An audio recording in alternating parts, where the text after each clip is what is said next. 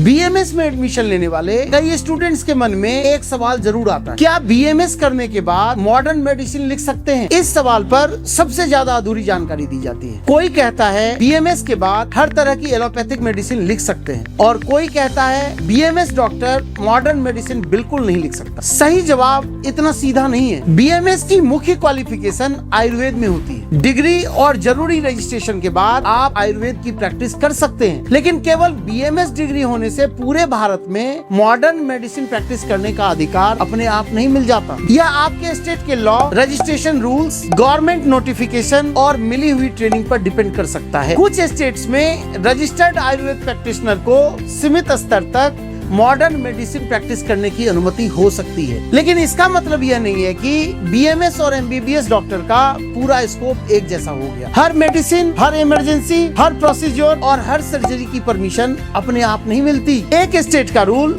दूसरे स्टेट में जरूरी नहीं कि लागू हो। इसलिए आपने बीएमएस किसी एक स्टेट से किया है तो दूसरे स्टेट में प्रैक्टिस शुरू करने से पहले वहाँ का करंट लॉ और रजिस्ट्रेशन रूल जरूर चेक करना चाहिए। एक और जरूरी बात, बीएमएस सिलेबस में एनाटॉमी, फिजियोलॉजी, पैथोलॉजी, डायग्नोसिस और मॉडर्न मेडिकल साइंस से जुड़े कुछ सब्जेक्ट्स पढ़ाए जाते हैं, लेकिन किसी सब्जेक्ट को पढ़ लेना अनलिमिटेड लीगल प्रैक्टिस का अधिकार नहीं देता। क्वालिफिकेशन क्या है, ट्रेनिंग कितनी मिली है, रजिस्ट्रेशन किस सिस्टम में है और लॉ क्या अनुमति देता है, इन चारों बातों को अलग अलग समझना जरूरी है। इसलिए किसी कॉलेज काउंसिलर की यह बात सुनकर एडमिशन मत लीजिए कि बीएमएस करने के बाद एमबीबीएस डॉक्टर जैसा ही काम कर पाएंगे। ऐसा दावा मिसलीडिंग हो सकता है और आगे चलकर लीगल तथा प्रोफेशनल रिस्क पैदा कर सकता है। रिस्पॉन्सिबल डॉक्टर को यह पता होना चाहिए कि उसे क्या आता है, लॉ उसे क्या करने देता है और पेशेंट को कब हायर मेडिकल सेंटर पर रेफर करना है। इसलिए बीएमएस को हिडन एमबीबीएस समझकर मत चुनिए। बीएमएस तभी चुनिए